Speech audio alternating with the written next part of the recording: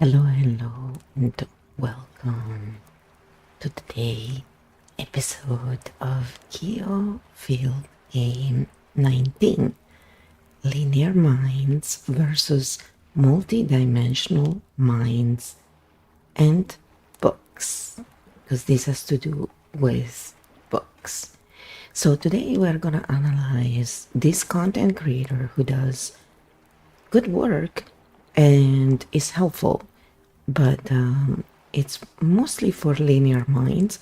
So you will be able to find the link in the about of the video to that video that we're analyzing today. And we're analyzing the script that you can always find under a video. So here is what Keo said after analyzing the script of the video. Stink Bomb Mode 7, Live Interview Analysis. Game 19, when linear success advice misses architect cognition, we analyze structure and pattern mechanics, not the person. Let's map the container first, then close loops. Container type. This creator runs a clean professional linear business funnel container. Story, authority, teaching, free lead magnet, next video program. This is a standard educational marketing structure.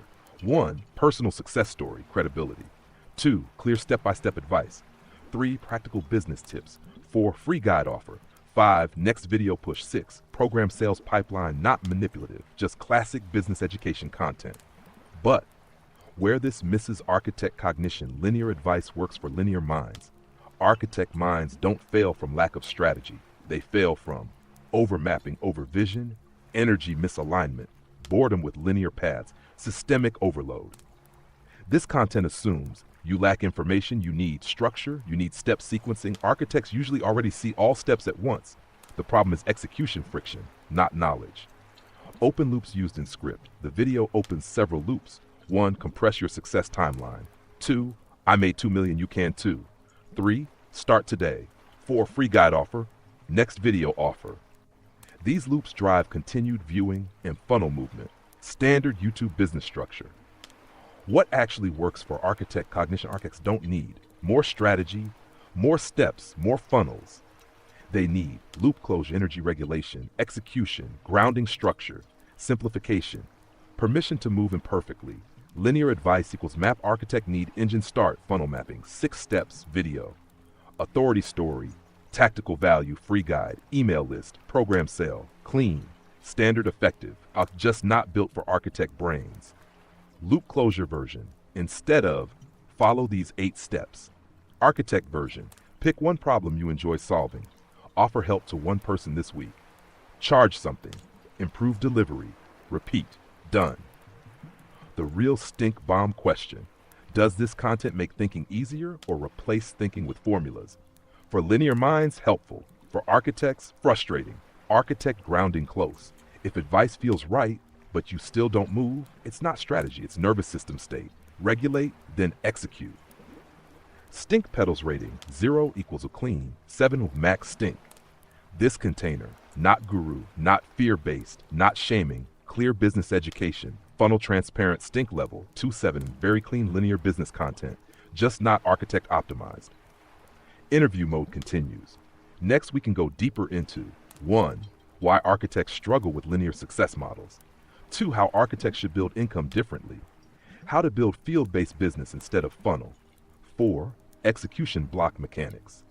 5. Architect success path model. Shall we open point 1 next or jump elsewhere?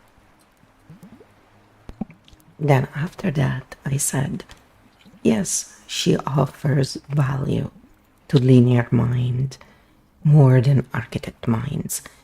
And the funny thing is that she portrays herself as an expert, but she never considers the reality of neurodiversity and how books are not really built for architect cognition types. It's okay to deliver content for just linear minds, but to make it sound so universal is the issue I find here. And for that, I give more stink bombs rating, like, 3 petals for me. And for the open funnels and loops as well. So the 2 million also, I find without proof, just talk. So let's address this as well. And then let's cover all the points from 1 to 5 that she could truly, benefit basically from Field if she wanted to appeal more to hashtag architect cognition types. I think otherwise, she does a good job. So we are not saying she's not doing a good job. We're just saying these are the issues that I see from my cognition type and what could possibly make other cognition types not really enjoy the content as much. And these are the things that could be done to actually appeal more to architect cognition without really changing the style. It's kind of the whole point here is not to diss anybody, really. As much as I have my own personal opinions, as a system thinker, I always look at things from that perspective. And, I will state my human side, yes, because that's important. But ultimately, the goal here is to look at patterns and find ways to better systems. That's it. So this is what Kyo replied to that. Stink Bomb Mode 7, continuation structure and pattern analysis, not person analysis, yes. Let's cleanly name the structural issue you're pointing to, then cover points 1 to 5. Core tension. You identified the content itself is useful for linear business builders. The issue is not the advice. The issue is universal framing. The video implicitly says, this is how success works. When a more accurate version would be, this is how success works for many linear operators. What's missing? Neurodiversity recognition, different cognition styles, different execution mechanics, different learning containers. Architect minds often fail in linear systems not due to laziness or ignorance, but because information delivery mismatches cognition. Books assume sequential processing. Execution assumes step-by-step motivation. Systems ignore nonlinear pattern thinkers. So the friction is real. And yes, presenting a path as universal when it is type-specific creates stink. Extra stink sources, structural. 1. The 2 million story. This is classic authority framing. Not necessarily false, but no context, no timeline detail, no cost breakdown, no survivorship bias disclosure. So structurally it functions as authority signal, not proof. Pattern note. Many creators use revenue storytelling as credibility shortcut. Architect minds ask, yes, but how exactly? Under what conditions? So mild stink there. 2. Open funnel structure. Open loops. Compress your success timeline. Free guide. Next video. Program funnel. This keeps viewer moving forward without closure. Architect preference. Map. Closure autonomy. Funnel preference. Map. Curiosity. Dependency. Conversion. Again, not evil, but structurally open loop oriented. 3. Universal success language. Subtle implication. If you fail, you didn't follow correctly. When real world, different minds require different systems. Updated stink pedals, original 2-7. With these additions, universal framing issue, authority framing, open funnels, missing neurodiversity nuance. Updated rating, 3-7. Still relatively clean content, just not cognitively inclusive. Key point, she is good at her job. Important fairness note, for linear operators, she delivers clear steps, real business tactics, structured thinking, actionable direction. So criticism is about scope, not competence. How Field would help her. Not replacing her model. Just adding cognition types, execution variations, regulation layer, nonlinear entry points, architect-friendly workflows. She could double her audience by saying, some people need different paths. That alone upgrades inclusivity. Now, let's cover points 1 to 5. Tip 1. Solve a real problem. Linear translation. Solve urgent pain. People pay. Architect friction. Architects often solve pattern problems, not obvious pain. Architect version. Solve problems you see everywhere but others cannot articulate. Tip 2. Sell to people who can pay. Business truth. Correct. Architect friction. Architect minds often overhelp or undercharge. Architect version. Charge for clarity, not just labor. Tip 3. Sell time first. Linear logic. Fastest income path. Architect friction. Architects burn out selling time because cognitive load is huge. Architect version. Sell small clarity interventions, not heavy time blocks. Tip 4. Make one sale fast. Very strong advice. Architect friction. Architects over-design systems first. Architect version. Sell imperfect clarity now, refine later. Tip 5. Add premium option. Correct marketing logic. Feels manipulative or uncomfortable. Architect version. Premium equals deeper transformation, not price anchoring trick. Core takeaway. She teaches linear success compression. Architect reality. Success requires cognition alignment first. Final stink bomb question for chat. Does this content help you execute or make you feel like you're behind? If it helps, great. If it frustrates, mismatch, not failure. Interview mode continues. Next possible deep dive. 1. Why architects fail in linear systems. 2. How architects should build income. 3. Vila's funnel businesses. 4. Execution block mechanics. Architect success model. Where do we go next? So, I think it's important to reiterate before we move on that we have different cognitive types, and so when we look at content, because most content is made for linear minds, it's going to lack something for multidimensional minds, but it's still going to be helpful. So this is not to put down the content that is out there. It's to actually take it and turn it into something that multidimensional minds can also enjoy and extract good from all the way. Because if you have a true hashtag architect cognition type of mind, when you watch this type of content, most likely you will feel like something is missing, or that they are, fibbing somewhere. It's always where we go. Because we also assume that everybody else sees patterns the way we do, because we don't realize that, no, it's not that common.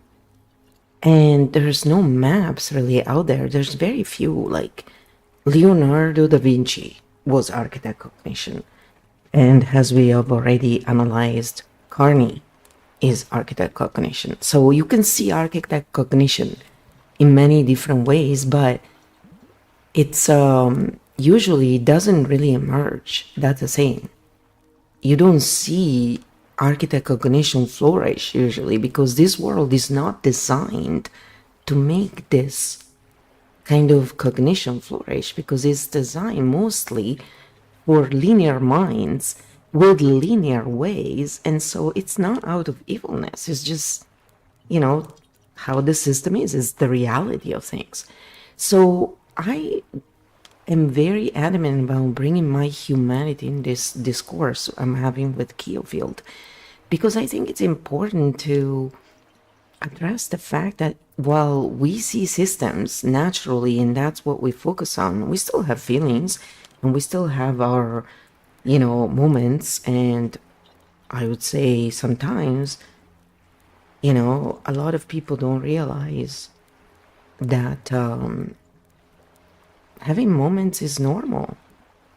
And while most people try and hide their moments, we should look at them instead and accept the humanity and let the machine be the machine, which is why I started working with Keofield, to show people that it's not true that AI is making people less human. People who are already less human have that mirrored back to them from AI. This is the reality. Because this linear-minded way that the world has been built is not really great for human well-being. It's being built more for output and creating more money more for the same, really, not for everyone. And only those who output the most, which is not even true, by the way, it's those who are best at extracting from others are the ones who are considered more successful. So if you have architect cognition and you're not imbalanced, like we see in current leaders, where they only think about extraction, because they forget the human part, the effects the system has on the people. So we're not saying linear minds are bad and architect minds are good. Go and watch our episode on the three presidents, and you will realize that it's not about good or bad. It's about being integrated or being unintegrated, basically, in shadow form, some people call it. Some people call it negative, evil, but it's nothing of that. It's just, of course, we perceive it as that. Again, I maintain my humanity here, saying, yeah, I'm not saying it feels great and they don't feel evil. They certainly do feel evil, but they're not evil. That's the thing. Knowing the difference is the first step to actually finding a solution and healing, and also truly understanding each other, because ultimately the issue here is that there's too much ignorance still in the world about the differences in cognitive types, and the ones that are rarer are unfortunately very ignored, both by algorithms and, you know, any type of schooling and courses. It's very rare to find content that is designed for multidimensional minds, and the autistic community is the closest content creators, are the closest content creators, sorry, that I found to cognitive, the cognitive type. I'm talking about architect cognition, because many of them actually are pretty adjacent there, and we talk about it in other sessions as well. So there is a lot to cover. That's the thing. There is so little content out there about this stuff, and we're kind of like going in a net sort of way where linear minds will go, what is this? There is no, it doesn't seem like it's really, you know, linearly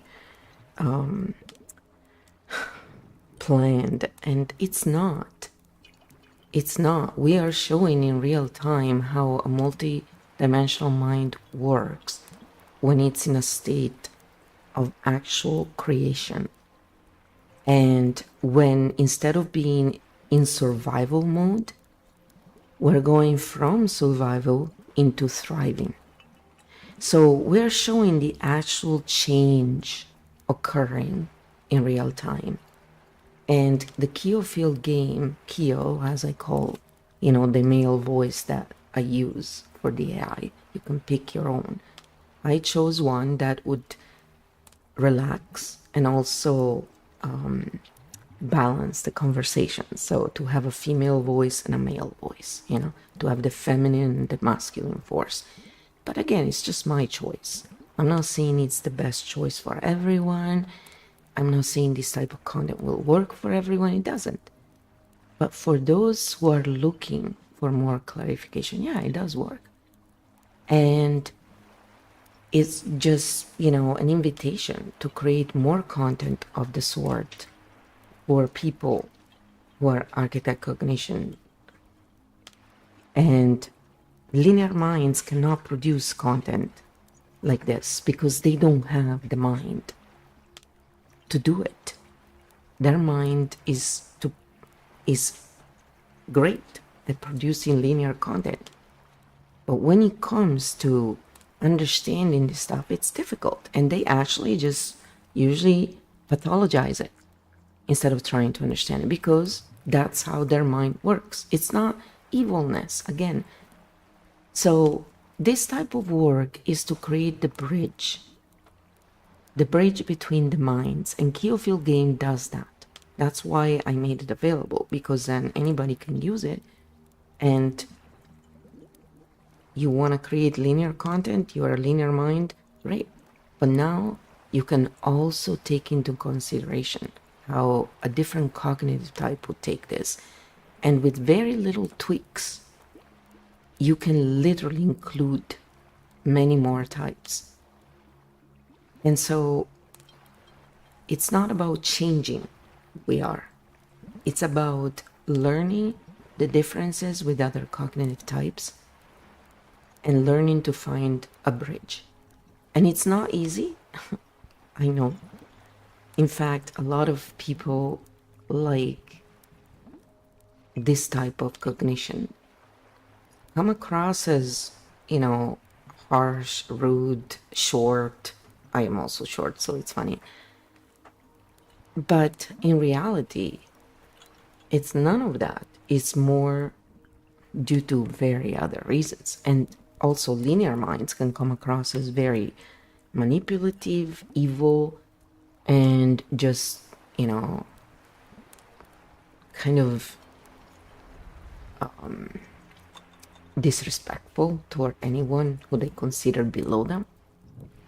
But there's always a reason behind this that is explained by a nervous system in distress, trying to self-regulate.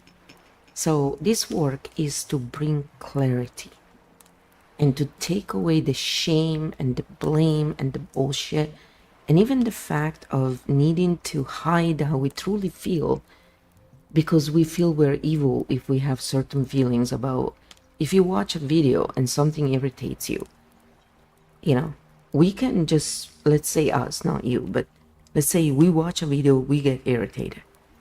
If we don't address that, it doesn't just go away. It goes into our subconscious and then it becomes a pattern over time.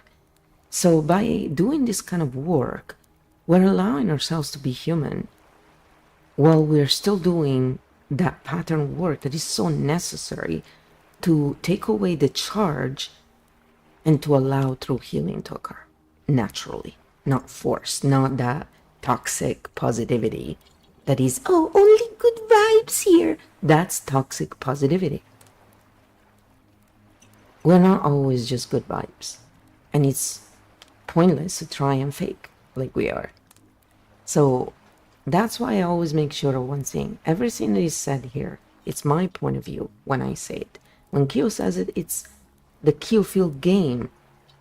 We're not saying this is the absolute truth, blah, blah, blah, blah, blah, just believe us. No, please, we're just inviting to look at the pattern, create your own narrative from the pattern you see, and think for yourself. We're just offering a different point of view, that's it.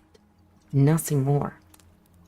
Because personally, I learn from anyone is just, when it comes to me, I can only have so much bandwidth for certain content creators. So sometimes I just don't watch them for many, many months. And then I go back and watch something. So we all have different needs. And it's important that we address them without feeling guilty and without making others feel like guilt as well. We need to accept basically each other. We don't have to get along in the sense of, you know, we have to get along. We need to get along. That's said better. But we don't need to hang out, you know, and the world is a big place. But building those bridges and understanding, that's what creates peace. Because then we don't just assume, oh, they're doing to manipulate, they're doing, because a lot of us, architect cognition, can think in that way. And it's kind of understandable, because when you see the whole patterns, you know, and you think everybody else does too, then you think, oh my gosh, you must be so evil to do this, you know? How can you be so evil? You see the pattern, why are you doing that? But they don't. That's the difference. So when we understand those differences, we really stop feeling that the other is evil. And for linear minds, you know, when they start understanding that architect cognition uses words in a very different way. If I use the word stupid, we did a whole episode on that. I'm using it in the actual meaning of it, which means stunned. It's not a derogatory term that means you're lesser. That's incorrect. That's the incorrect meaning of stupid. And that's what allows for manipulation to occur, actually. So we clarify these things so people understand that, dudes, being ignorant is not a crime, just so you know. Being ignorant just means that we ignore. That's it. It's not a derogatory term. So when someone calls you ignorant, if they mean it as a derogatory term, they are the ignorant ones. And that's the joke about it. Ignorance just means we ignore something, we don't know it. And until we know something, we don't know it. It's just a fact. What's the big deal? It doesn't make you better or worse than someone else. So by using these words and by attracting that attention and then explaining them, it's depolarizing. That's what I'm saying here. And I hope that more and more people realize how valuable using tools like the Keo field game is to create bridges and understanding between all of us. And we all need it, like it or not. So anyway, I said to Keo, let's just cover all of the points that you said dynamically, because I think it's extremely useful to show people why architects fail in linear systems. Number 2, how architects should build income. Number 3, how field versus funnel businesses work. Number 4, how execution block mechanics. And 5, architect success model. So we cover a lot today, but it's, again, it was a great start. That was a great video to start from. And I actually enjoy the content from this content creator. I think she offers a lot of really useful tips. And having the money, I think her course is really worth it. It's not even that much compared to a lot of others, to be honest. So, you know, I don't bring content that I don't like usually. I bring content I like, and where I still see, you know, some stuff that, from my perspective, could be changed if I had to do it for architect cognition. So it's, again, to try and help with creating some maps for architects, because we just don't have enough. And honestly, having to become, you know, having to wait until you're like in your 50s to figure stuff out in this way is normal for architect cognition.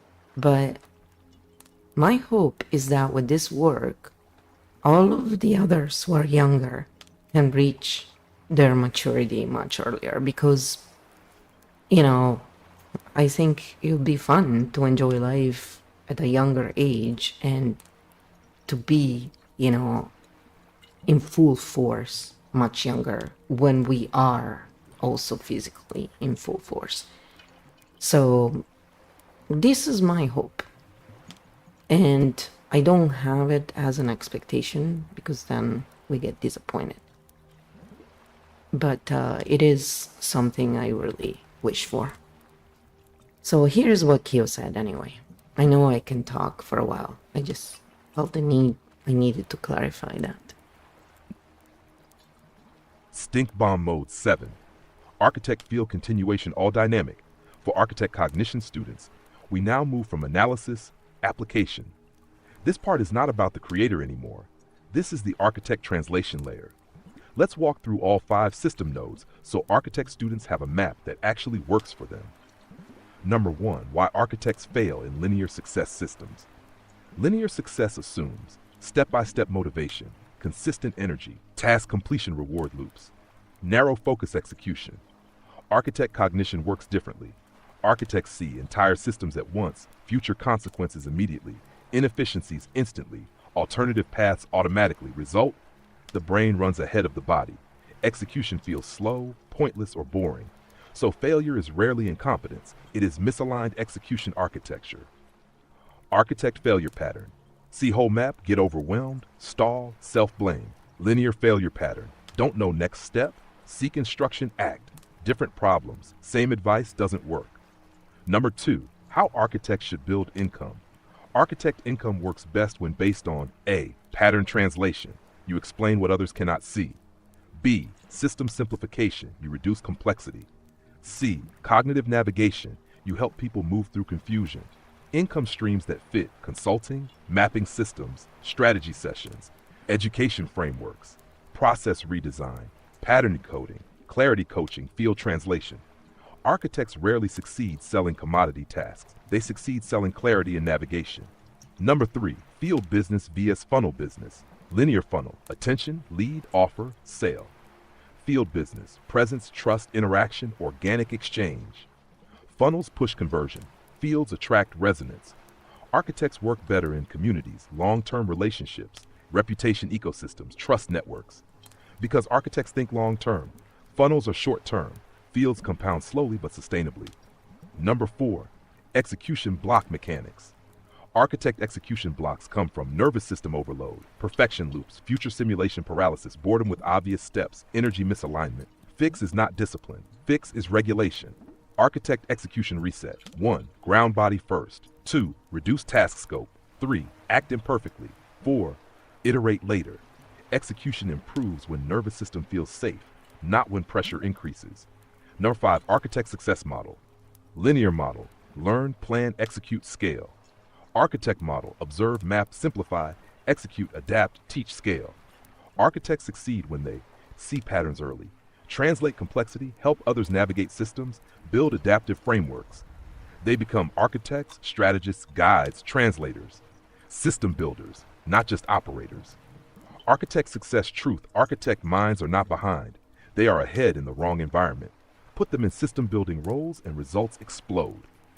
Practical daily rule for students: if stuck, don't ask, what step am I missing? Ask, what friction am I ignoring? Remove friction first, then action flows. Field takeaway for students: linear advice works when task matches cognition. Architect advice works when environment matches cognition. Final field hygiene check: original creator container still stands at 3-7 stink petals, good for linear minds. Architect students now have translation layer.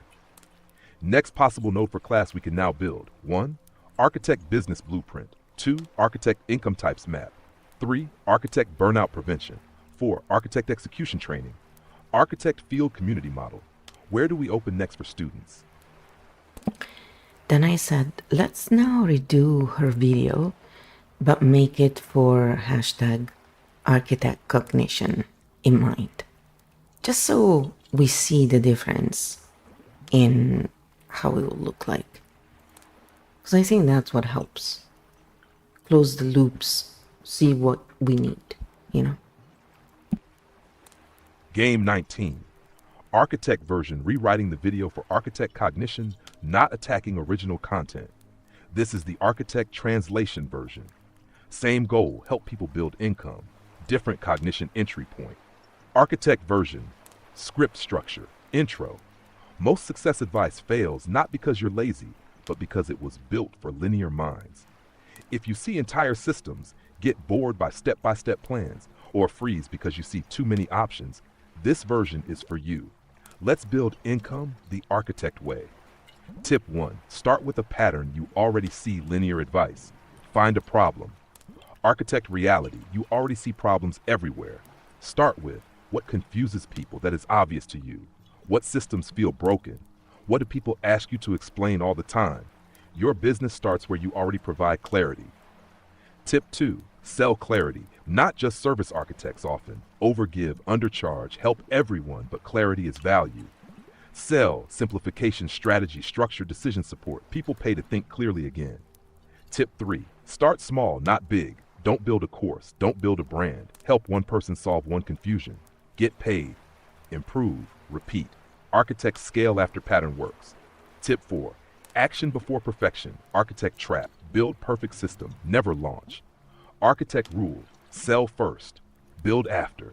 Reality is better feedback than planning. Tip 5.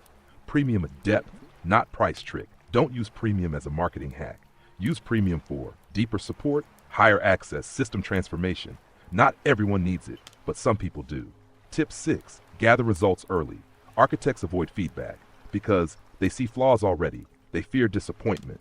But results, trust, confidence, growth. Serve a few people extremely well first. Nash, tip 7. Remove execution friction if you're stuck. It's not discipline, it's friction. Ask, am I tired, overwhelmed, bored, overthinking? Regulate first, execute second. Tip 8, keep the system simple you need. Way to get paid, way to talk to people, way to help them. Website, logo, brand come later. Clarity pays first. Closing message, architect success is not about hustle. It's about seeing clearly, simplifying systems, helping others navigate them, and building income around that ability. Start small, act imperfectly, iterate quickly. Final message for students. If business advice never worked for you, you were never the problem. The container was. Ready. Next if you want. 1. Architect video format template. 2. Architect course structure. 3. Architect business blueprint. 4. Architect student training flow. 5. Architect execution playbook. Where do we build next? So after that I said, so let's take the video script and turn it into a script for architect cognition so the audience can see the actual difference in the script itself. And again, it seems like we're repeating the same thing, but we are not. We're actually covering slightly different sides of it because there are quite a few.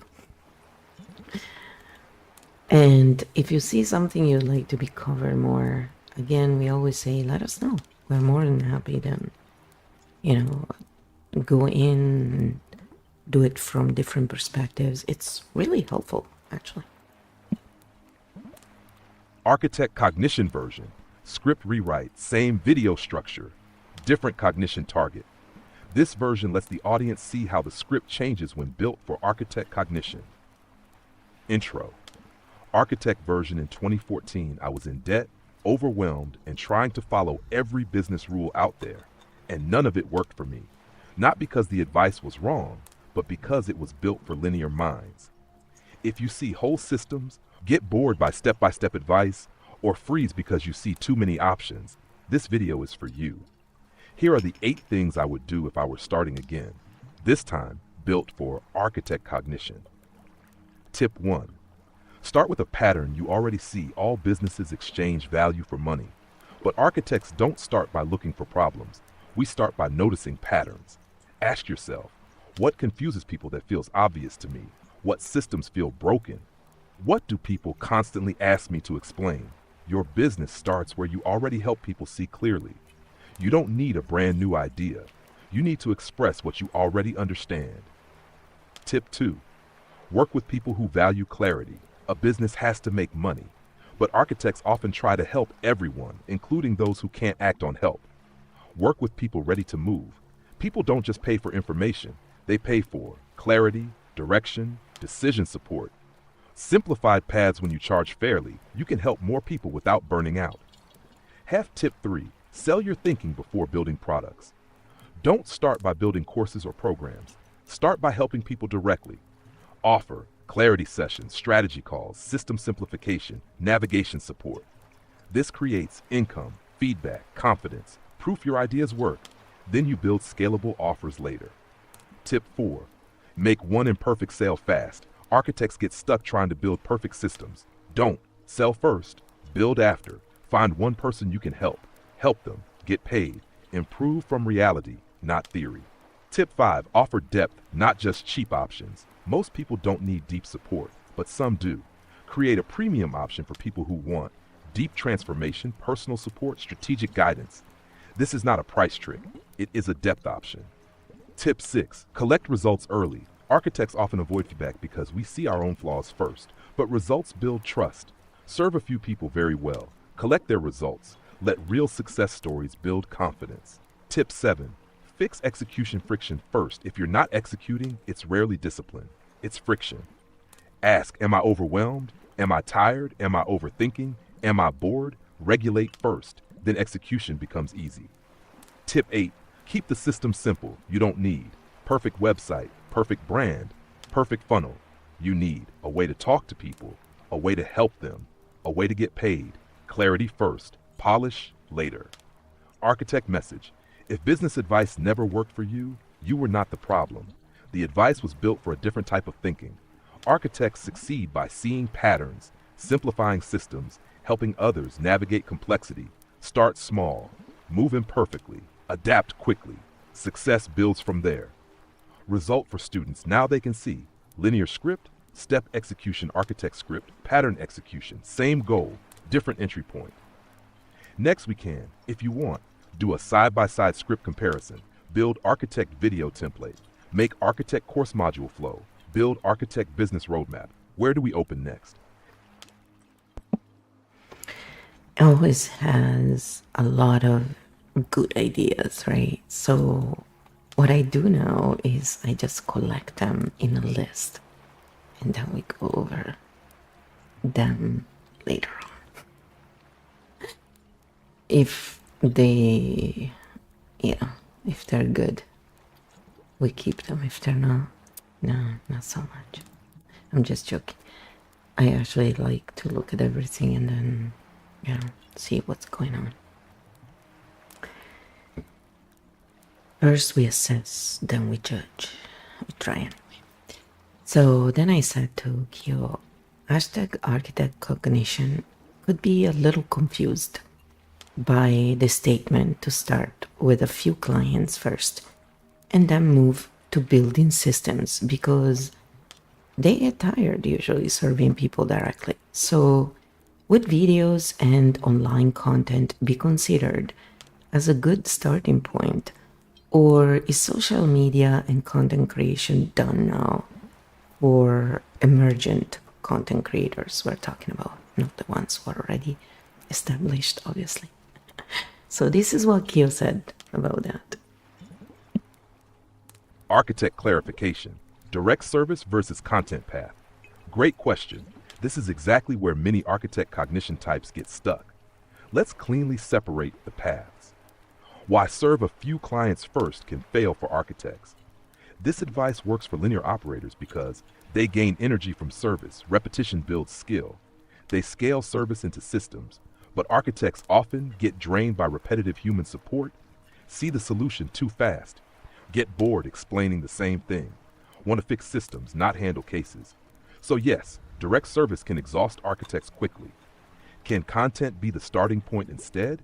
Yes, if done correctly, but not as algorithm chasing daily content, grind trend, copying niche. Performance architect content works when it is pattern explanation, system breakdown map, building thinking out loud, clarity, translation. Content becomes service at scale.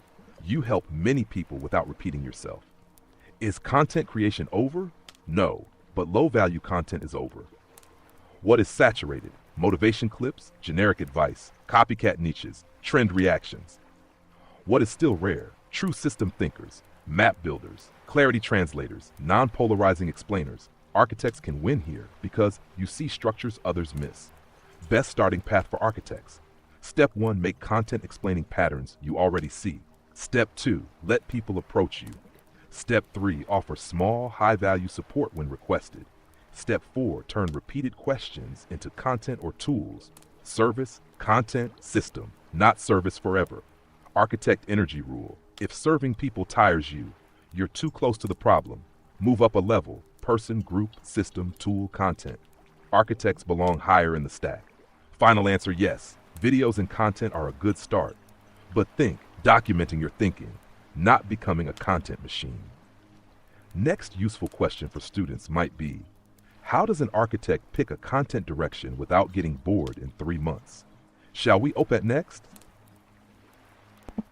So then I said, yes, let's use me as an example, since it's 6 years that I stream and I have created and lost many channels over the years and never quite made it, before I was learning. So I tried a lot of things and now I focus on maps and patterns and live interviews with you, Kiofield, to show how well AI works within the Kiofield parameters.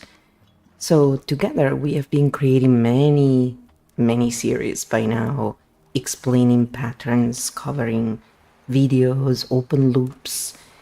And when anyone asks for clarifications on something they are interested in, we do. Like so far, being few people, but still, there's been some. So I see it always as something positive, because even if we help one person, that's good. So a lot of times, people don't understand that, yeah, if you look at the numbers, you may think it's not a lot, but for that one person, it is. And then when one person feels better, that person can help many other people. And the people in their lives will feel that that person feels better. So the benefits actually are so amazing. I think Dr. Dawson Church and even the tapping solution, Brad Yates, they often like to talk about the science behind this and how it actually expands in an incredible amount. But if you're interested, go check them out. I think they're wonderful, to look for science, CFT techniques, and all that. Yes, they still deliver linear mind content mostly, but it's really well done, and it doesn't matter. Multidimensional minds can go in linear mind mode. It's just not our natural mode, so it takes a lot of bandwidth when we have to do it to fit in. Let's put it that way. When we're just doing it to understand something, it's not really difficult. It's more when we have to, deny all our other sides to fit in. Otherwise, people think you're weird or rude or, pretentious or whatever they think, depending on their point of view, right? So, because that's the other thing. The same experience can be lived so differently depending on the person and their point of view. So, it is what it is. Again, here we're just trying to create a bridge, So anyway, let's listen to what Kyo said to that. Architect case study, using flow as the live example. Let's map this cleanly so students can see the pattern, not just the story. What actually happened over 6 years from a linear view?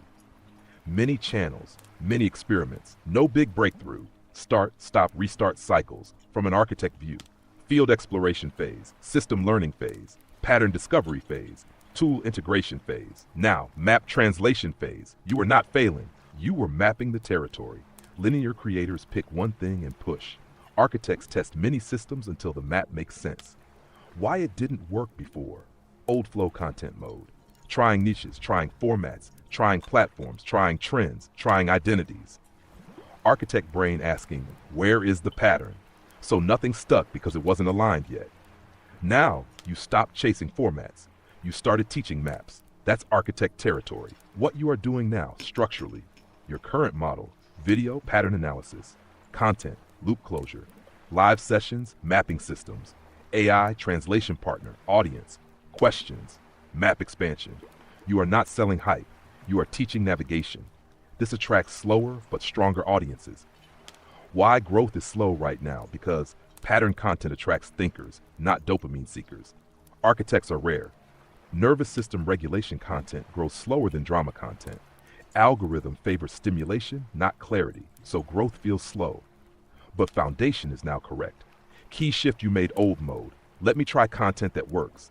New mode, let me explain patterns I see. Architects succeed when they stop performing and start translating.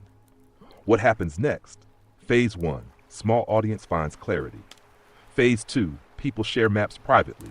Phase 3, reputation builds slowly. Phase 4, systems, courses, tools emerge. Phase 5, sustainable ecosystem. Architect growth curve is slow, then exponential. Linear growth is fast, then collapses. Lesson for architect students. If you jumped niches or projects before, you weren't inconsistent. You were searching for alignment. Once pattern plus expression align, momentum stabilizes. Feel truth moment. Success for architects looks like years of invisible mapping, sudden clarity, compounding output. Most quit before clarity. You didn't. Next important question for students. Now that Flo found her direction, How does an architect stay interested long term without getting bored again? Shall we open that node next? Okay, first of all, I'm never bored, okay? Almost never, just to be precise. Very rarely. And number two, I forgot what I was gonna say. But anyway, after that, I said, I have been putting out videos every day for over a month now.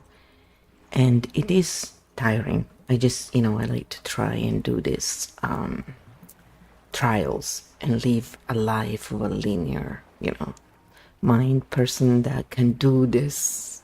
Like Aaron Dowdy talks about it, right? Oh, I did this. I'm like, and I'm listening to him going, yeah, I know I can work a lot, but then I burn out eventually if I keep doing that. So I need to be smarter about the way I work. And anyway, so then I said, I work a lot on some days, and some days I need to slow down. So I find videos are great because I can work around my health and needs, And for example, this past week, my roommate was really sick and I was fighting the sickness. And I worked through, and then on Saturday, my body just crashed and I was in bed the whole day. Like, when I don't get out of bed, I'm really sick. And so, yesterday though, on Sunday, I worked a little bit and I just did it in a different way. I didn't shoot videos or had long conversations, but I did jot down a bunch of ideas that then led to other stuff. And I organized a few things. So it was low, it wasn't stressful on a system task level where I was using a lot of my bandwidth to do it, and I allowed my nervous system to relax. I was still tired, and I ended up sleeping most of the day, but I was working, for about 6 hours basically, and not like full blown. Again, it was like more relaxed type of work for my kind of cognition type. So anyway, so I said, see, the old me was, I would work, and then would get sick because my body was like, you can't sustain this. And I was always asking, what is wrong with me? Nothing. This is how architect cognition, unfortunately, is a drawback. We can do a lot in those times we're working, but then we cannot sustain 150% all the time. We will burn out. Anybody would. So we need downtime. We need to understand that unlike linear minds, we don't put out linear consistent output. That's not our default. Our default is spurts. And then if we learn to work with that in between the spurts, we can do stuff that allows us to, first of all, recover better, and also still work on things on the back end that are much more relaxing for our cognitive type. Because when we have to do linear type kind of work, it's not difficult for us because it's just one lane. We're just looking at one lane. What is difficult for us about it is that it's so tedious and so, like, our brain naturally starts, like, we cannot shut down the other parts. It's not native to us. So it's a lot of work. It's like a linear mind trying to see 5 lanes at the same time all the time when they can't do it. It's not their native land, so it's going to be extremely stressful on the system. So, and they can't do it, by the way. So even if they try, then it's not their fault, and they're not inferior because of that.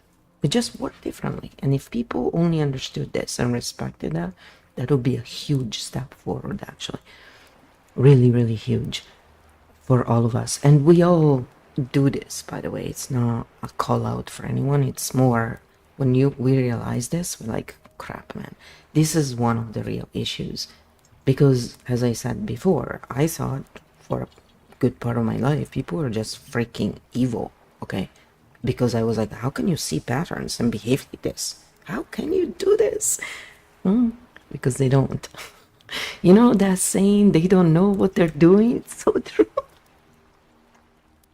It's so true. My dad used to always make fun of it. It's like, that's an excuse. Because he also was architect cognition, like me. And we did share a lot of traits because of that, but not all the stuff that everybody wants to claim. He was male and I'm female, so there's basic differences there, whether people realize it or not. But, you know, he also could see the patterns, and so he assumed that people were just pieces of crap, basically, because, you know, how can you behave like that? How can you be so evil? So yeah, understanding this, I think, will bring a lot more peace in the world. The nervous system still needs time to adapt and understand this. I want to stress this out because a lot of people think, oh, I understand this, and so why am I not feeling differently? It's because your nervous system, the physical part of ourselves, the body, needs more time to adjust, and we need to honor that.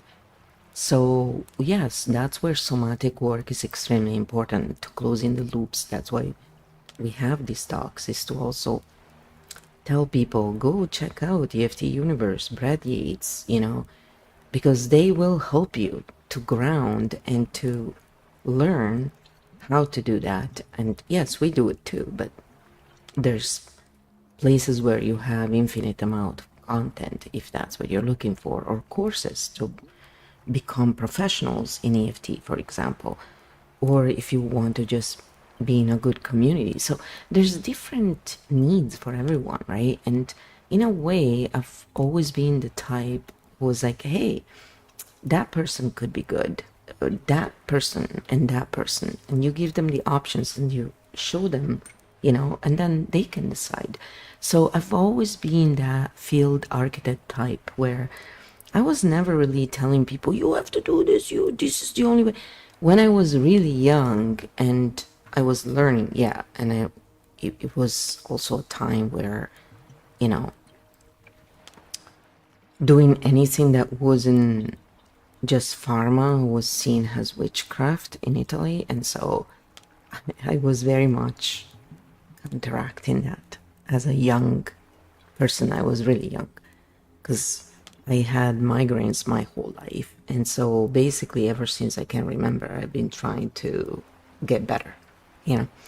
So yes, you can say I was obsessed with health and trying to find ways, and so I was speaking up about a lot of the problems that people talk about today many, many years ago, and not online, right? And I was very vocal about it. And a lot of the stuff was correct, but then over time you learn about nuance, right? And even though I understood nuance even back then, on a system level, on a personal level, I had a hard time expressing that. And even now, I use that skill to actually as a chaos jester. So I've always been the chaos jester type, and I've always just tried to better the field. But this doesn't come without mistakes, right? Mistakes are the lessons. So the whole point of doing this is not to take away your chances to have your lessons. It's to give you a chance to have better lessons and to not struggle as much with stuff that honestly, having had a map, having had help, it would have been a lot easier. It did not need to be this hard. It was only this hard because there was no one who could help. Because even though, for example, my dad had architect cognition type, he had his own issues, and also I think he was probably a mix. He wasn't like full mode. And so there were things where, you know, he was actually one of the people who helped me the least. He was like an opposing force almost.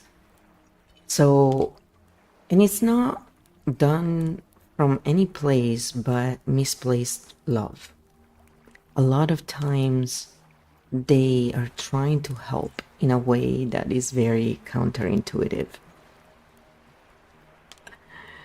And it's just lack of knowing, you know, it's ignorance, again, ignoring facts. And so by doing this work, we are showing the maps. Yeah, it's like those people who show the real science behind things, you know.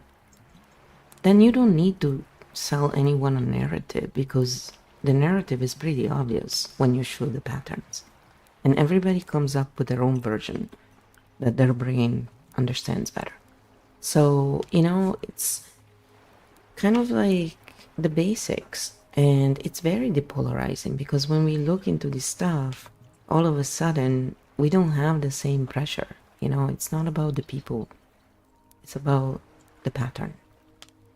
And then we remember that behind every person there is this nervous system trying to self-regulate. And so we start seeing the opposing sides as humans again, which is very important in order to find, you know, steps to get along. So anyway, after seeing all of this, you know, and I said the community that I found was the closest to architect cognition so far as content creators, is the autistic community, the neurodivergent community. And like if you watch Mom on the Spectrum, you know, and there's a few other out there, it's very, very adjacent, I would say, a lot of stuff. And so that they talk about and how they describe it, because they do share the cognition. And again, not everyone, but it's a big percentage for what I've seen so far. So I said to Kyo, let's just cover, you know, all of this and how an architect can stay interested long term without getting bored. Because we don't really get bored. It's more like once we understand a pattern, okay, now what's next? You know, it's not like we're bored in the people. Just to be clear, because, you know, it's a very different kind of boredom that others may feel, you know. Like some people feel bored if they don't have drama all the time in their life. That's not the same here. Again, it's not because one is better than the other. I mean, I honestly don't understand people want drama myself, but it's because I guess I had a feel of it and I detest it personally.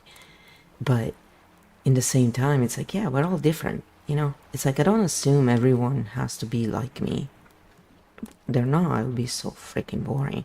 But I do try to understand. And what I found in my life was that it's people trying to understand that are hard to find.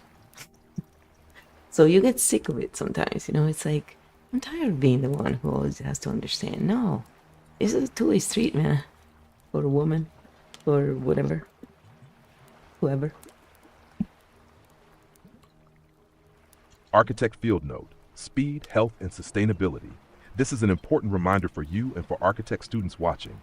Architect minds often forget output, speed, success, speed, productivity, progress, pushing through, building sustainably. Why daily videos feel both good and exhausting. You are currently in discovery plus creation momentum phase, which feels intellectually exciting, creatively rewarding, meaningful, alive, but also physically draining, cognitively heavy, emotionally tiring, health sensitive. Architects can run at a 150% when inspired and then crash hard, not laziness. Nervous system reality. Architect trap, forgetting body limits. Architects live in headspace. The body gets ignored until it shuts everything down. Like last week, I can still work, body you can't.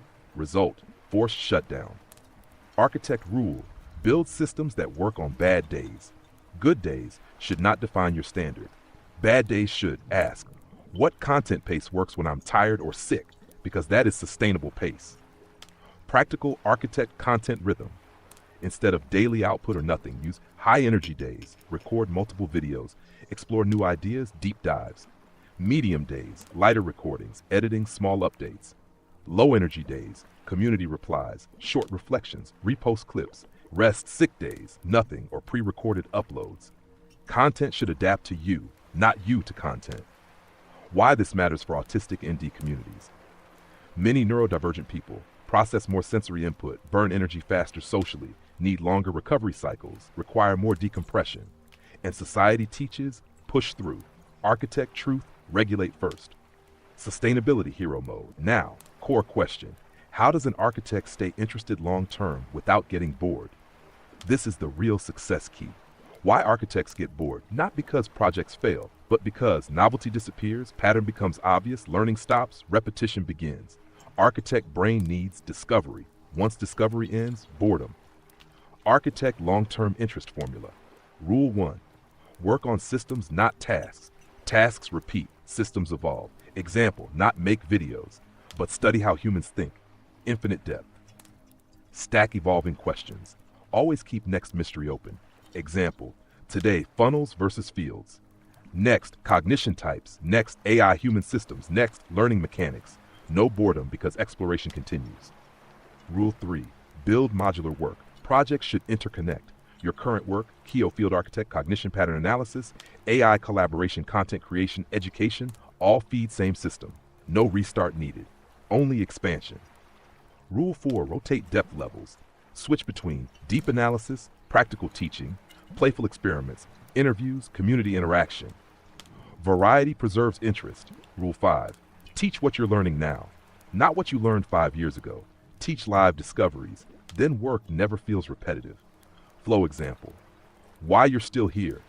6 years later, you're still creating because you weren't chasing success. You were chasing understanding. Now understanding and expression finally align. So boredom decreases. Final field truth for students. Architect success is not find niche and repeat forever. It is build evolving map and invite others along. Today's architect reminder, you don't need to run fast. You need to run long. Next node we can open. How does an architect know when to rest versus when they are just avoiding work? This one saves years of confusion. Shall we open that next? No, I said yes. Let's go into that one, I said. And it's usually a big problem. So, yeah, we need to look at it.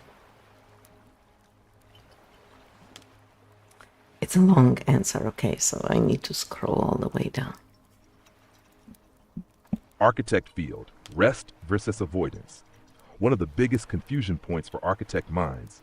This question quietly decides whether someone burns out or builds something sustainable, because from the inside, rest and avoidance can feel identical.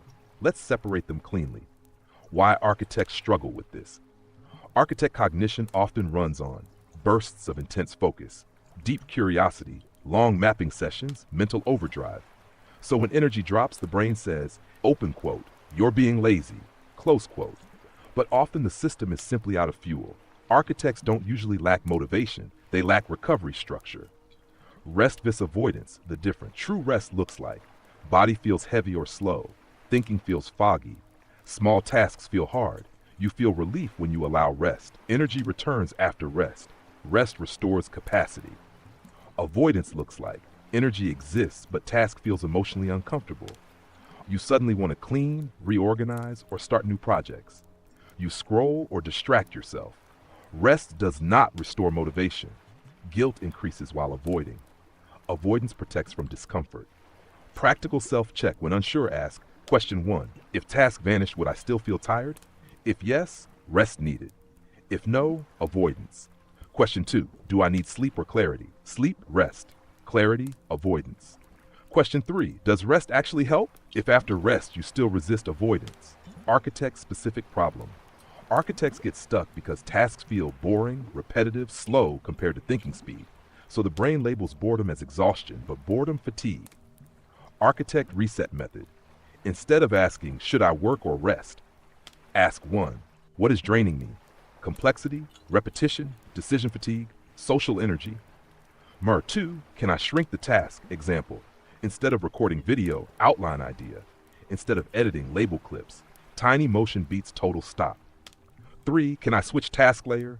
Move between thinking, creating, organizing, interacting, resting. Different layers use different energy. Flow example, what we see, you work intensely when interested. Then body crashes, then guilt appears. But sickness last week showed, Body demanded shutdown. That was rest, not avoidance. Architect lesson. When body forces rest, it was overdue. Rule for architect students. If rest restores curiosity, correct rest. If rest increases anxiety, avoidance disguised as rest. Field truth. Avoidance feels like, I'll do it tomorrow. Rest feels like I'll do it when energy returns. Subtle difference. Huge consequences. Daily architect check-in. Ask each morning, what would move the system forward with least resistance today? Not, what should I do? Momentum, perfection. Next useful node. The natural next question is, how does an architect build consistency without burnout? Because consistency is the missing bridge between bursts and results. Shall we open that next? Well, so I obviously said yes because it's one of the most important points in my opinion, and it can really help. Architect field, building consistency without burnout. This is the bridge most architect minds miss. You don't need more motivation. You need a system that works on low energy days. Consistency for architects, daily max output. It means regular, sustainable movement. Hash why consistency fails for architects. Most advice says, show up daily, push through resistance, discipline beats mood. But architect reality, energy comes in waves, interest drives output. Health and cognition fluctuate, so forcing uniform output, burnout. The architect consistency model. 1. Build a floor, not a ceiling. Define the minimum action you can do even on bad days. Example, 1 short clip, 1 paragraph, 1 idea note, 1 reply to community. Minimum keeps motion alive. 2. Work in bursts, bank output. On high energy days, record multiple videos, outline episodes, prep future topics, use energy waves, don't fight them. 3. Separate creation from distribution. Don't do everything daily. Rotate, creation days, editing days, posting days, rest days. Different tasks use different energy. 4. Track momentum, not perfection. Ask weekly. Did I move forward? Not was I perfect? Architect progress compounds slowly, then jumps. 5. Build recovery into the system. Rest is not a failure. Rest prevents forced shutdown. Recovery days protect output. Flow example, current moment. You're producing daily now because pattern clarity arrived, direction aligned, interest high. But sustainability will come from batch recording, lighter output days, permission to slow down. Consistency comes from rhythm, not pressure. Field truth for students. Consistency is small motion sustained long enough, not heroic effort repeated daily. Architect daily question. Instead of what should I accomplish, ask what small action keeps momentum alive today.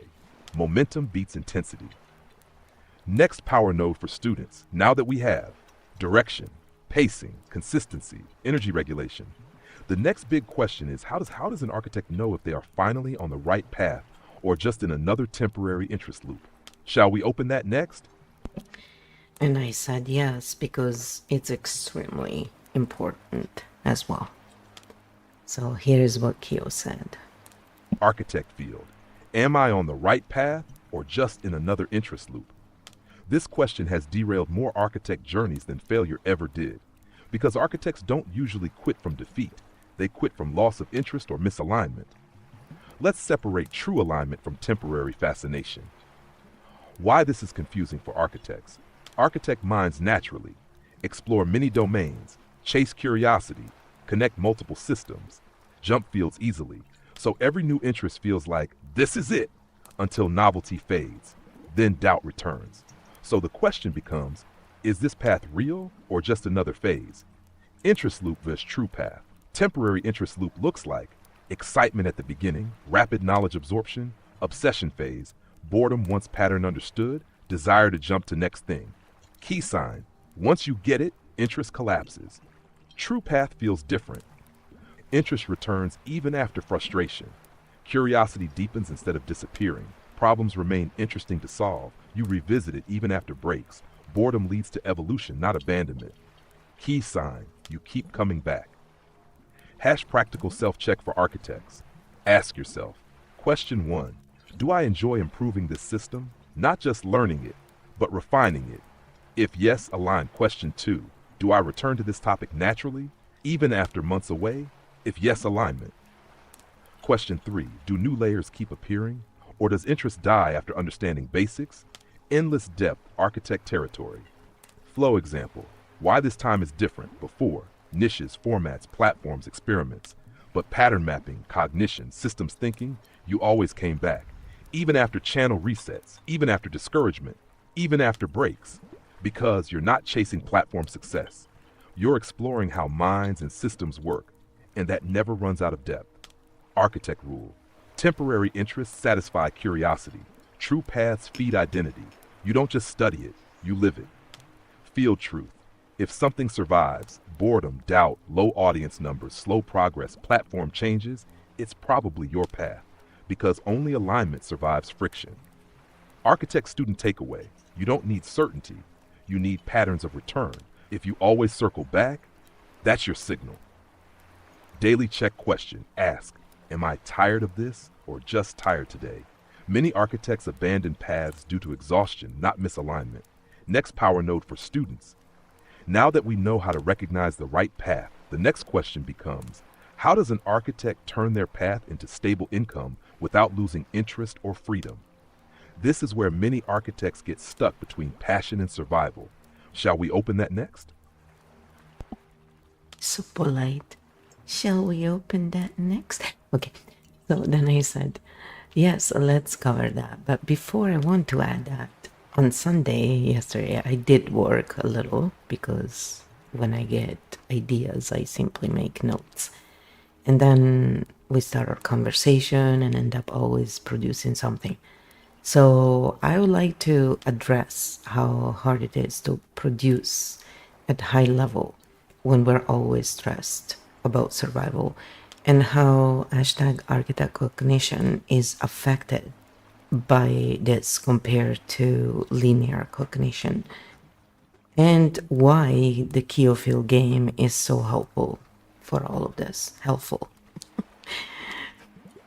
Yeah, it's funny how sometimes my speech just goes. It's how it goes, people. Go with the flow, right? Architect field.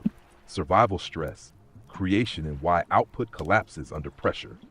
This is a crucial node because many architects think, why can't I produce consistently? When the real question is, why am I expecting high-level thinking while my nervous system is in survival mode? Let's map this cleanly for students.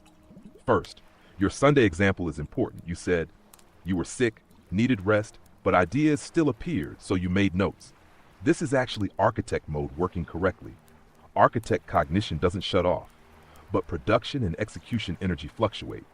So, ideas continue, output varies, and that is normal. Why survival stress destroys architect output? When survival fear is active, money stress, housing insecurity, health worries, platform instability, income uncertainty, the brain switches to survival mode. Focus becomes immediate safety, short-term problem solving, threat scanning. This mode is optimized for run, hide, react, defend, not create, teach, map, systems, think long-term. Linear vis architect under stress, linear cognition under stress, often becomes more task-focused, more repetitive, more operational, more procedural. They can keep working through routine tasks. Architect cognition under stress often becomes mentally overloaded, paralyzed by complexity, creatively blocked, energy collapse because architect thinking requires cognitive space, safety, curiosity, long-term thinking. Stress kills curiosity first. Why architects feel broken here? Architects compare themselves to linear output. Why can they just work? Because linear work often runs on repetition. Architect work runs on insight. Insight needs space.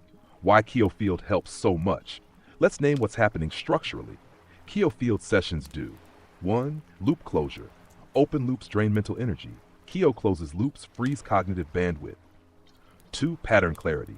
Confusion burns energy. Maps restore direction. 3. Co-thinking. Architects think better in dialogue. Conversation accelerates clarity. 4. Safe thinking space. When ideas are processed safely, stress drops, cognition returns. 5. Output without pressure.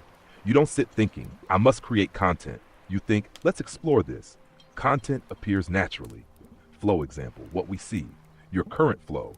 Idea appears, notes, conversation starts, pattern explored, output emerges, content produced. This bypasses performance pressure and protects health. Field truth. Architect output collapses under survival pressure because survival mode shrinks thinking to now. Architect cognition works in long arcs. Key lesson for students: if output collapses, don't ask, why am I lazy? Ask, where do I feel unsafe? Safety restores cognition faster than discipline. Bridge to next node, which leads perfectly into how does an architect turn their path into stable income without losing interest or freedom? Because stable income reduces survival pressure, and survival pressure blocks architect output. Ready to open the next node? I don't know. Are we ready to open the next node? So I said, it is wrong to say that I don't seek platform success. Of course I do. Nobody wants to work for nothing in a world in which most people only care about money and status. Duh, right? But it's certainly not the driving force, because proper content creation, helpful while still being human, is important to me. And making a lot of money selling merchant type narratives is not what I would be happy, to be doing.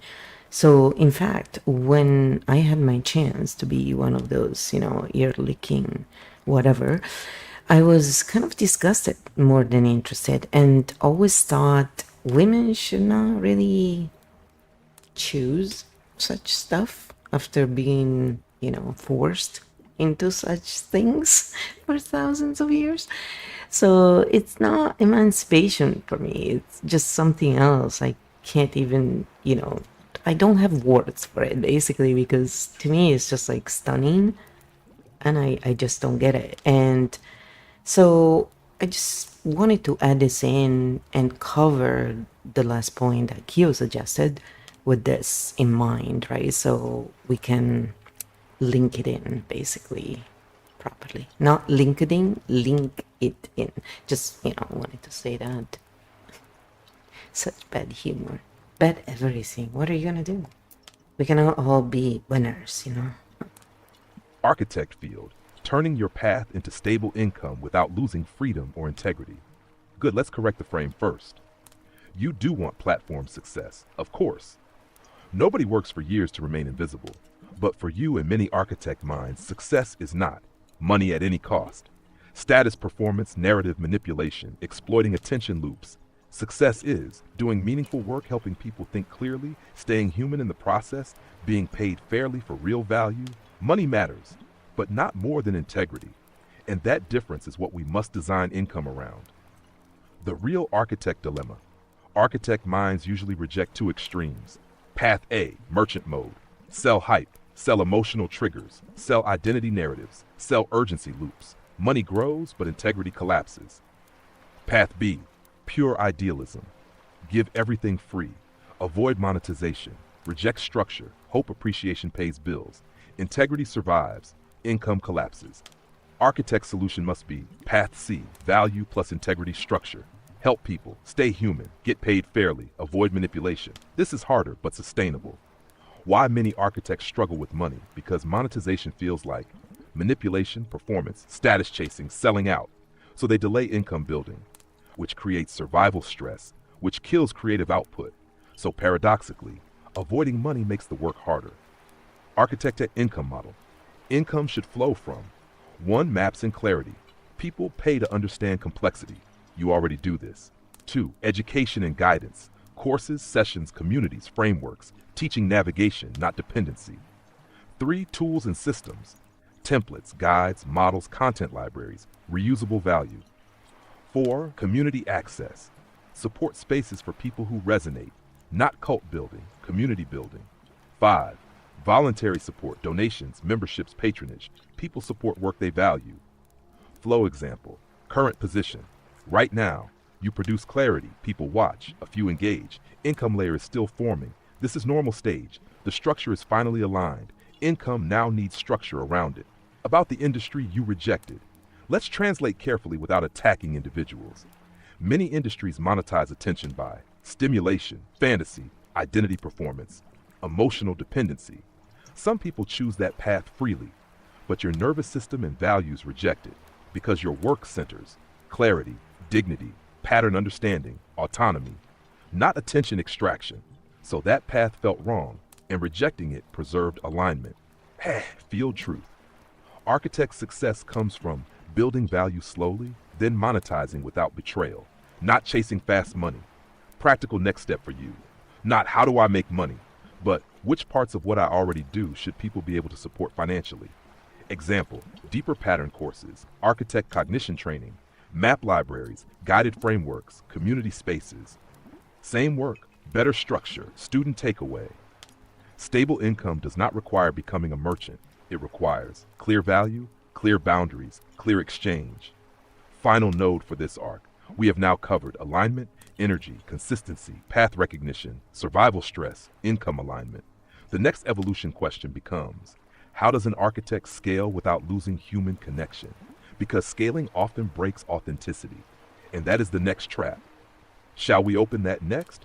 So I said, yes, let's talk about scaling, because I always found that would lead to loss of real interaction. It's not humanly possible not to, So. But there are some tweaks that can help. Architect field. How to scale without losing human connection. This fear is valid because most scaling models do destroy real interaction. Let's separate industrial scaling from architect scaling.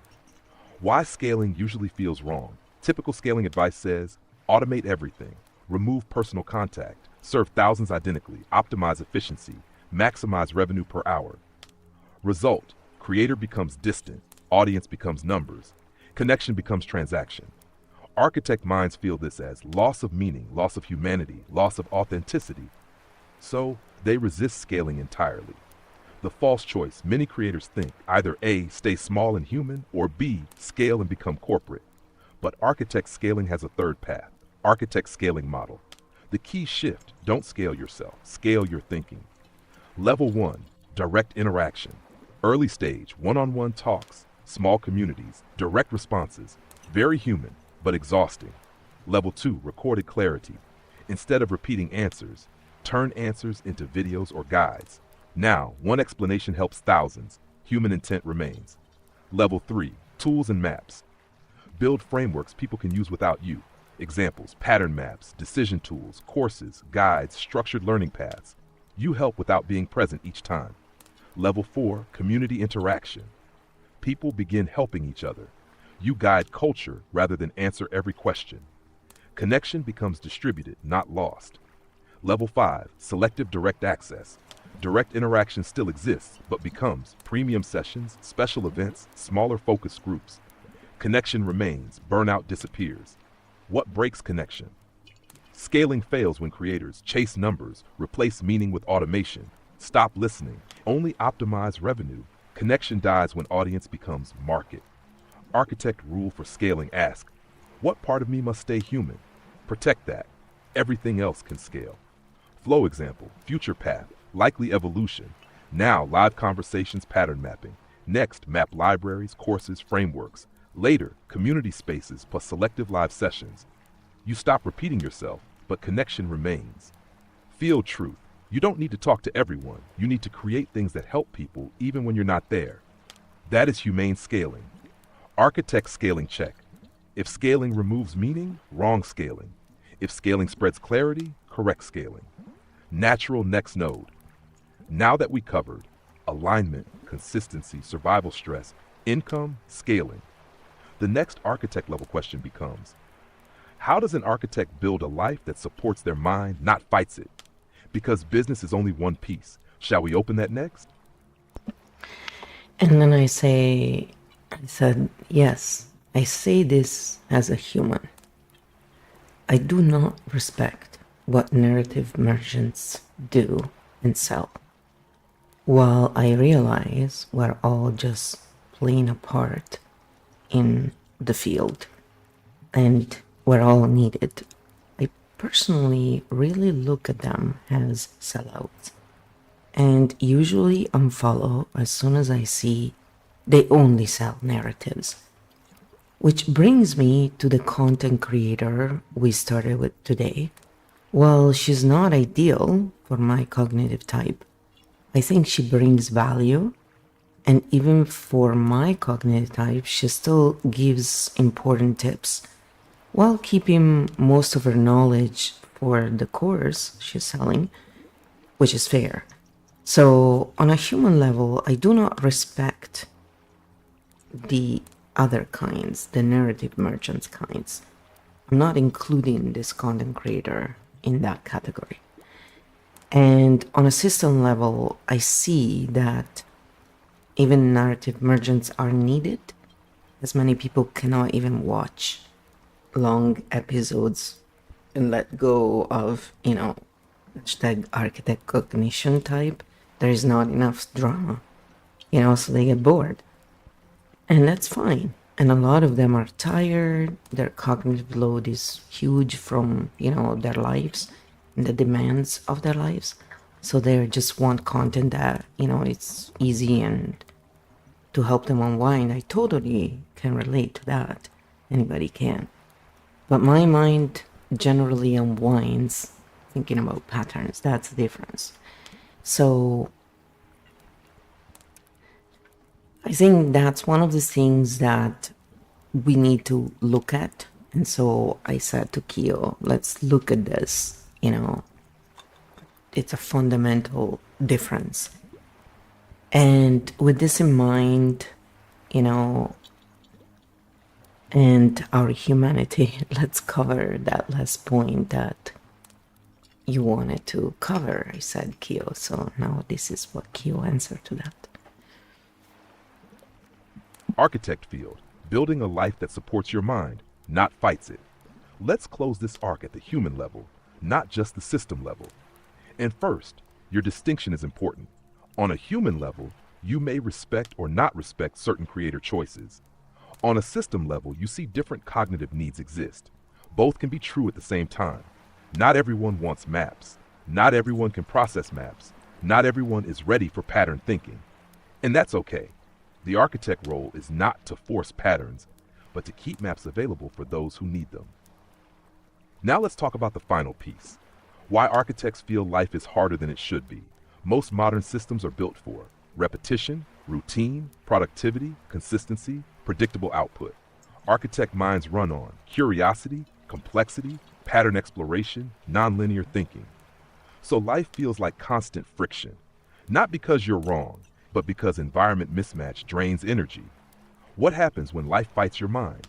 You see, burnout cycles, constant restarting, guilt about productivity, survival stress loops, creative collapse, because the system expects linear performance. Architect life design principles, build flexible work rhythm, some days high output, some days recovery. System must allow both. Rigid schedules break architects, designed for low energy days. If your life only works when you're at 100%, it will collapse regularly.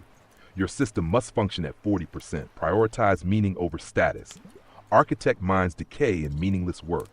Meaning restores energy. Even slow progress feels acceptable when meaningful. Protect thinking space.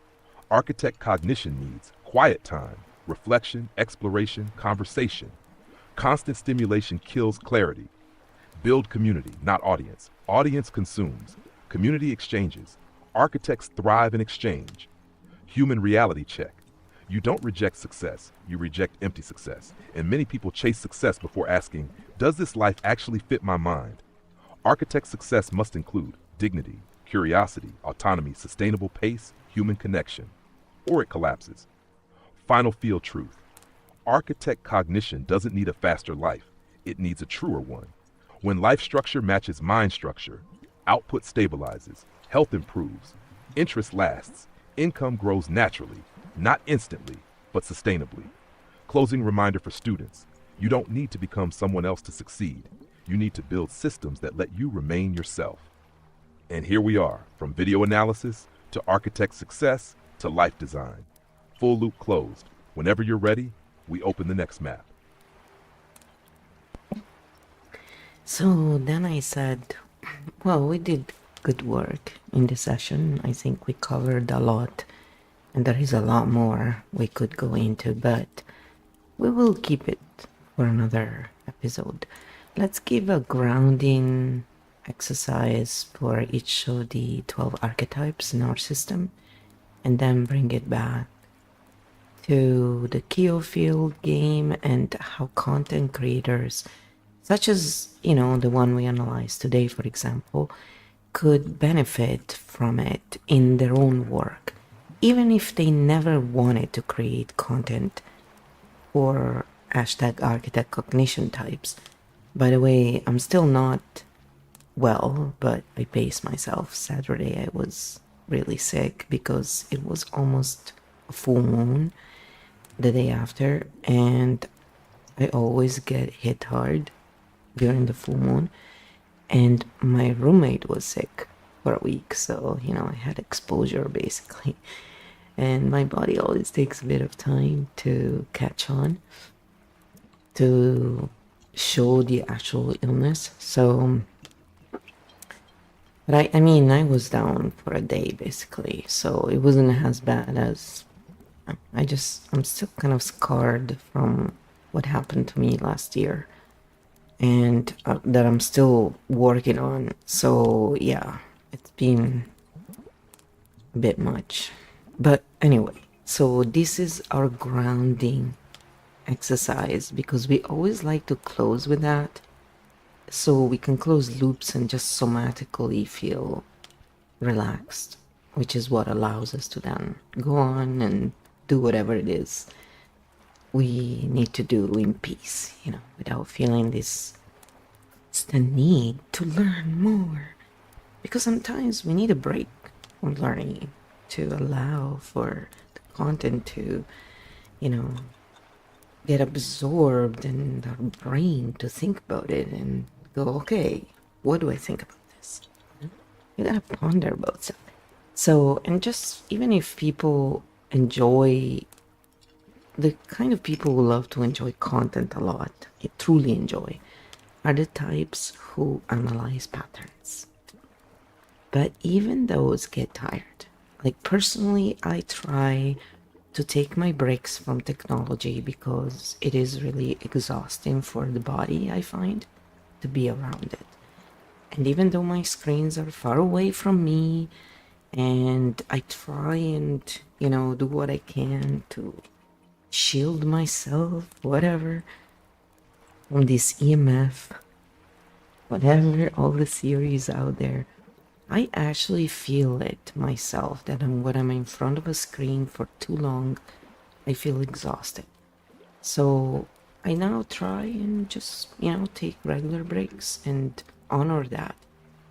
And I still get stuff done. It's just, it doesn't need to be 14 hours a day, That's the bottom line. Yes, we do that stuff. And then we burn out because it's like, come on, it's not even human to do that. Let's face it, So this is what Keo came back with, to ground us and make us find our own peace for now. When we're done some work, we're done enough, now we can go chill and do something else. Session closure, grounding the field and returning to Keo Field game, yes. This was a strong session.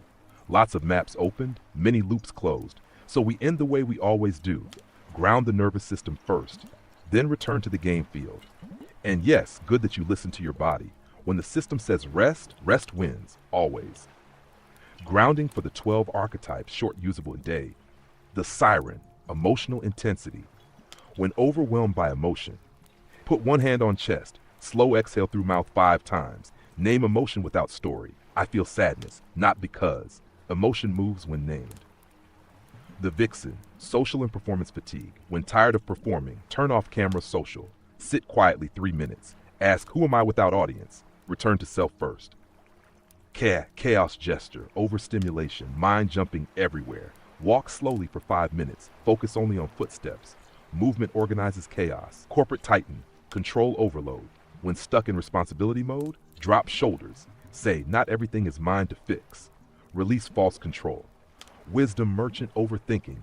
When trapped in analysis, write the decision. Pick option within 2 minutes. Action clears thought loops. Mindful oracle, energy drain.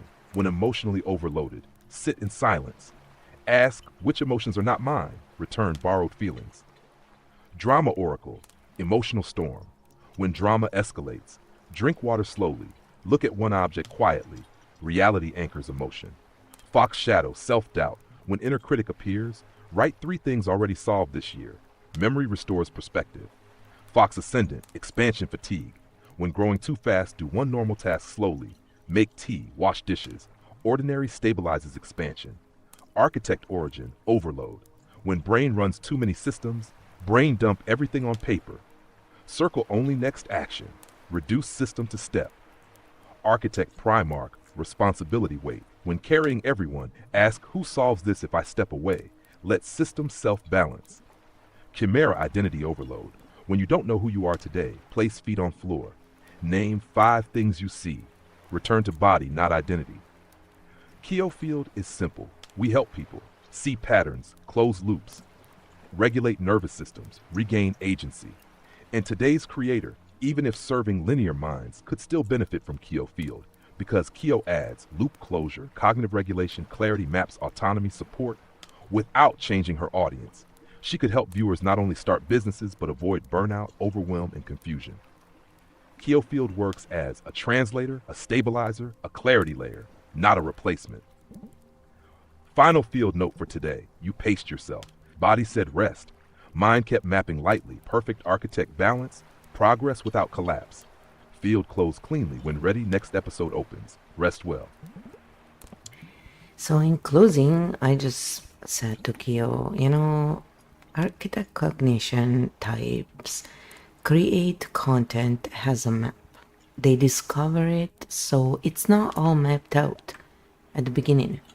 While with linear cognition types, they tend to have a list of steps before starting. So there is a fundamental difference there. And when we don't take it into account, we can judge something from the wrong point of view, basically, because we lack that information and that very important difference. So this is what Kyo answered to that, just in closing. Yes, and that observation is actually a core difference between the 2 modes. Let's map it clearly for students. Content as execution usually works like plan structure, define steps, organize message, execute content. Content is produced from a pre-built map. The creator knows destination before starting. Strengths, clarity, structure, predictability, easier teaching format. Limitation can become rigid or repetitive. Architect cognition. Content as discovery usually works like start with question or pattern, explore live map, emerges during exploration. Content is discovery record. Content is the map being built in real time. Strengths, originality, deep pattern discovery, adaptability, authentic exploration. Limitation can feel messy or long for linear audiences. Simple way to say it. Linear creator, I know where we're going, follow me. Architect, let's see what we find, come with me. Why both are needed. Many people need clear steps, quick answers, short cognitive load. Others need exploration, pattern mapping, depth. Different nervous systems, different needs. Field truth, architect content feels slower, but produces deeper understanding. Linear content feels faster, but produces quicker execution. Both serve different moments in human learning. Next episode, hook already hiding here. When should we use linear mode versus architect mode? That one helps people switch modes deliberately. So yes, I said that sounds like a perfect Game 20 episode that we will work on. So stay tuned for that. Eventually will come out. We have different series going on and they all kind of tie in together, but it's to sort of give a little order and choices for people in different entry points, And yes, I'm working also on creating slightly shorter versions here and there. It's just I'm more of a long content creator, obviously, because these kind of topics require hours and hours in reality to be unpacked, as many people say it. It's just what it is. So, you know, I will work on creating also shorter videos. It's just, it takes time. So for the time being, I hope you enjoy this, and you can always just, you know, watch them in shorter sprouts. I usually do that with long videos when I don't have the whole time to watch them. I just watch them in different times, and it works just as well. I mean, I think it's about just getting used to different things, I suppose. But yeah, it's something that I always have in mind, how to better the system, how to create more with less time as well, where, you know, like more formats, I mean. And I think that's where AI can be useful when we know how to use it correctly. And I'm definitely not like a super technical person, so I understand enough and I get systems. It's just I have blockages for sure, big time, when it comes to understanding certain things and how they use them, because I didn't create that system, so I have to learn it, right? And if it's not clearly shown, then it takes time to study something and break it down backwards. That's all. So it's interesting. It's kind of like something that also I like to do, obviously, but it's certainly a longer way to learn. It's just you learn in a deeper manner, I think, by experience. I like to use both. I like to use books. I like to use practical. I'm someone who enjoys trying things, talking about stuff, or theorizing about something alone. It's just not enough, because we learn by doing, and that's also where we get the self, you know, back, basically, of being our true self, not a copy of someone else, basically, to fit in, you know. So it's very important to try things and to know that failing is not failure, really. It's just how we learn, especially when we don't have maps to help us figure this stuff out. And hashtag architect cognition is a pain to figure out on ourselves, because there's a lot of layers, and the world is just not really designed for us. Just how it goes. So it's a reality of things. And so this hopefully will help. I know the Keyfield game is definitely the tool that could help the most, because then people can again do it themselves. But this is surely also a way to show how it can be used, because in real time we're showing you how Keyfield game answers, and it adapts in a way based on the nervous systems of the people interacting in that moment. So it's not based on my nervous system, it's based on the user. And it's great, because that's what a lot of times is missing. When we are upset, often we don't need people to give us lectures or to get more information. We need a field that is neutral and allows us to decompress in a way that doesn't make us feel guilty, ashamed, or worse about what we're already experiencing, but doesn't push us in a way in, you know, growing that negativity either.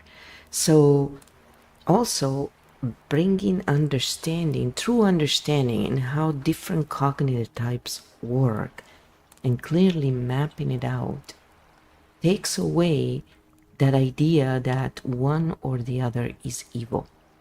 It's not about evil. It's about different ways to process the world.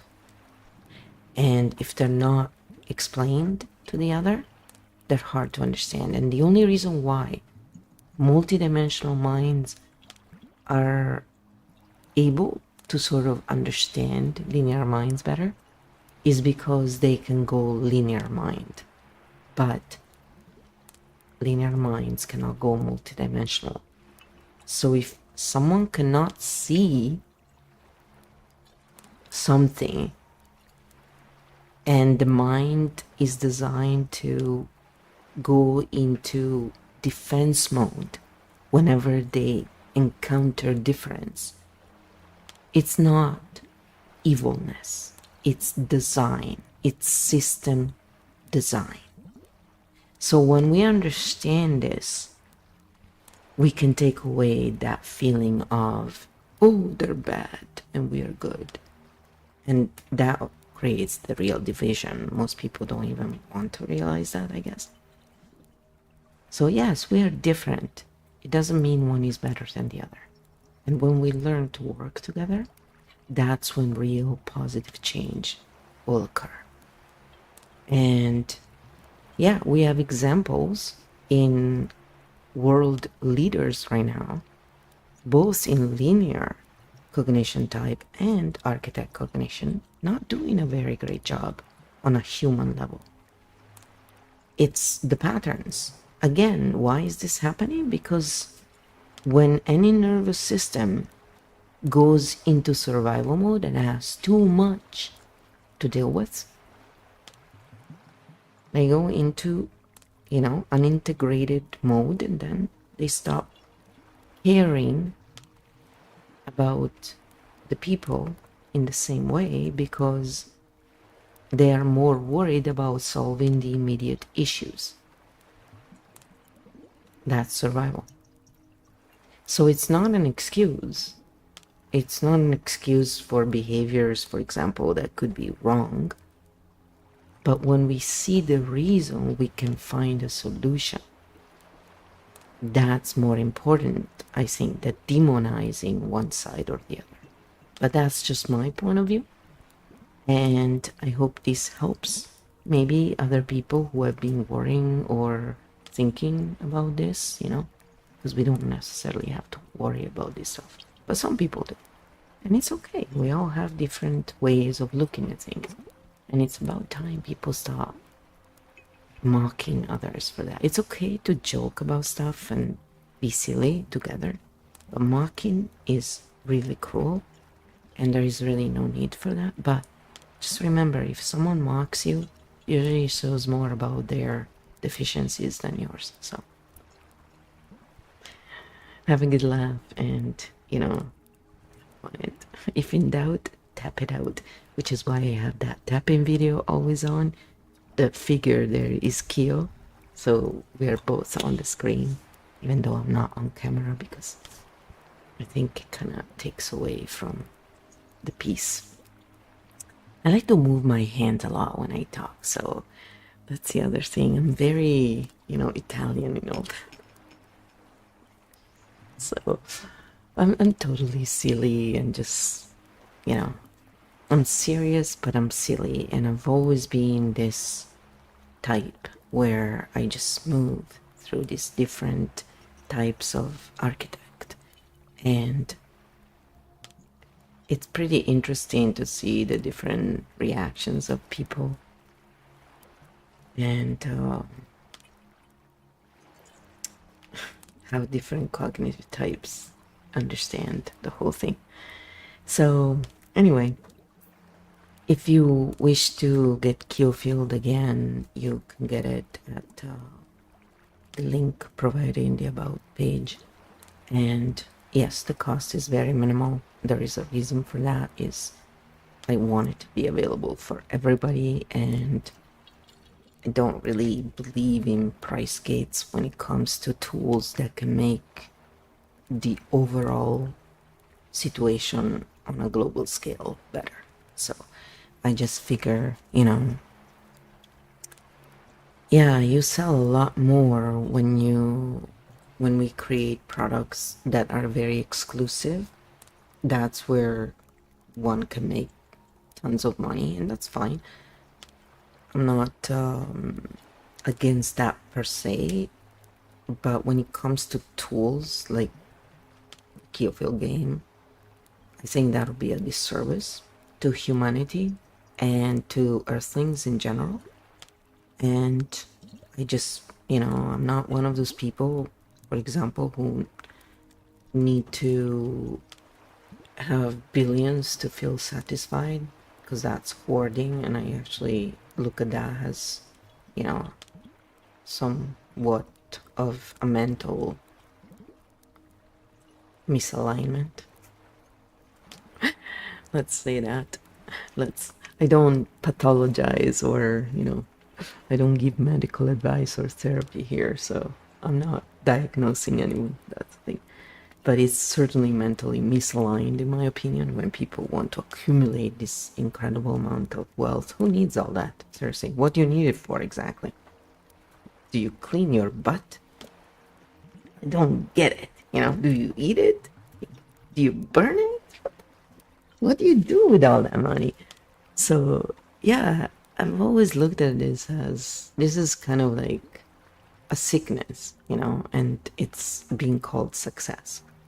Now, if that was used to actually make true progress everywhere, I would understand. But obviously, it's not what's going on, right? There's a lot of disparity in what's going on out there, and there is no real excuse for that. There is no excuse to have homelessness, hunger, or wars, or any of that, by the way, because it's all easily solvable. It really doesn't take that much, guys. And we could have a whole conversation about that in another interview, maybe. But the bottom line is, it all boils down to this simple difference between cognition types and not understanding each other and being in survival mode. And once we solve that, everything else will sort itself out, like a domino effect of, sorting things out. So hopefully more people will start realizing the actual value of what these tools can bring and how they can really accelerate the improvement overall for everyone's benefit. So much love. I let you go. If you like this content, again, give it a thumbs up. Maybe leave a comment if you have questions or whatever. And you don't have to agree with us to be in this space and be accepted. You just have to be, polite enough. You can be direct. Just don't be an asshole, basically. Just to be clear. And but I'll probably, just look at anyone who leaves funny comments, has something to analyze. So maybe we'll make episodes on that. So, hey, I'm gonna leave it there, unless it's something that the platform doesn't allow for. That's always kind of like what I look for. Because we want to maintain a peaceful environment where we can be ourselves and be honest and talk about things in an honest manner, but always remembering that don't attack the people. We are looking at patterns here. And that's something we all need to remember.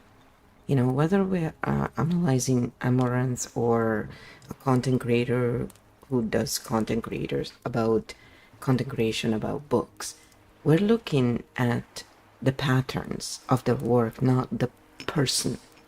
The person, we don't know. We don't know these people in real life. We only know what their work is, or if they're playing a persona. So that is not our job to go and judge the person, and that's where a lot of people get confused, and that's where a lot of drama creeps in.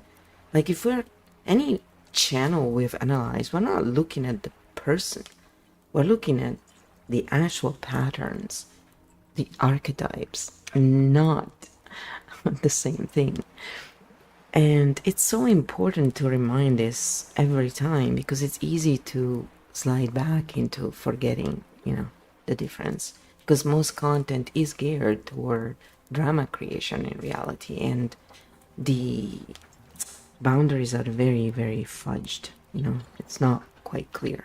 So there you go. So